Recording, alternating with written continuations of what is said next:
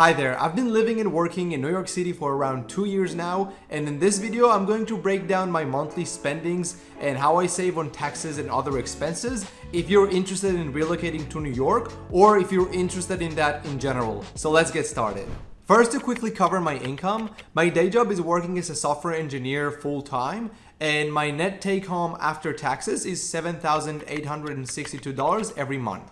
I do receive other forms of compensation such as equity and bonuses, but because they're not recurring and since they're not income streams that I actually rely on, I will not consider that here. Usually when I get a bonus, I would just directly invest it, or if I'm getting equity, I will just hold it for the long term. Other than that, I make between $2,000 to $3,000 monthly before taxes from selling stock options weekly, which I've covered in previous videos, but I don't transfer any of that into my bank account and instead reinvest all of it. So now let's get into what I spend on every month. My biggest expense is of course rent. I pay $2,600 for a 1-bedroom, 1-bathroom apartment by Manhattan across the Hudson River on the Jersey side. I've been living here for around 1 year now, and because I really liked it, I negotiated a lease renewal deal for 2 years for only a $100 increase in rent. After COVID, there has been a spike or a correction in rent prices. I was living in the Chelsea neighborhood in Manhattan for my first year in the city, and the rent increase went from $2,450 to $2,965,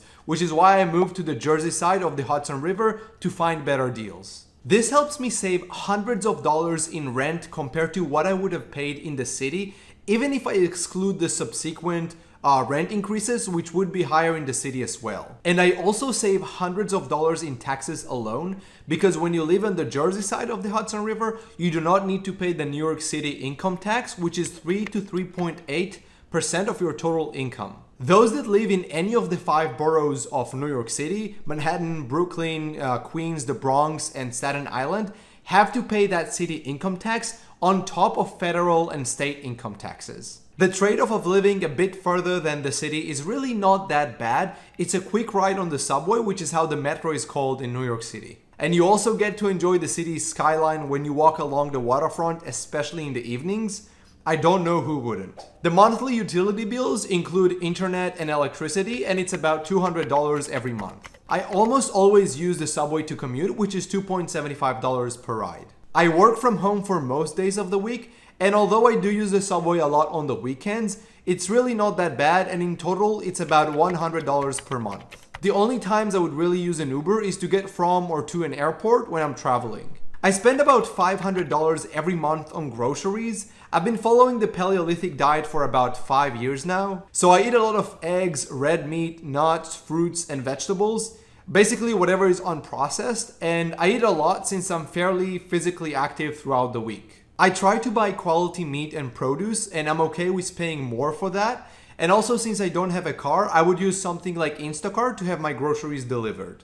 And that's another reason that my spending on groceries is a bit liberal, but I'm fine with it because I look at it somewhat like an investment in my health and saving time. On average, $200 goes on eating out. I don't really allocate myself a set amount of times that I would go eat out every month. It happens spontaneously or when I'm celebrating an event with friends, and I just make sure that I don't spend unnecessarily on that or too frequently. Other somewhat random expenses that I would also spend about $200 on average every month are gifts for family and friends and activities like visiting museums or taking dance classes. Though I would almost always dance outside at socials in the city, which are much more fun and completely free. And other public things like exhibitions or playing sports with friends outside usually don't require paying for anything. That brings my total monthly expenses to be about $3,800, which means that it's about half of my salary. And in my opinion, that should be the financial goal that each of us sets to achieve, at least in our 20s and 30s. While living frugally is one way to get there, and that's how I got started, you ultimately want to achieve that by increasing your salary and income sources. Regarding my frugal phase, I did not really save on things that truly bring me joy, like dancing or hanging out and talking with friends or family, and instead focused on cutting costs on things that I did not care about or that I spent on for the wrong reasons. Also, for these expenses, I did not include one-time purchases like an iPhone or a laptop, which I would consider more of an investment. But there are other things like furniture or plants that I buy as needed or when I want the house to look nicer, especially now since I'm mostly working from home. I use the rest of the money to invest, and I break down my investments into two categories. The first one is investing in the stock market.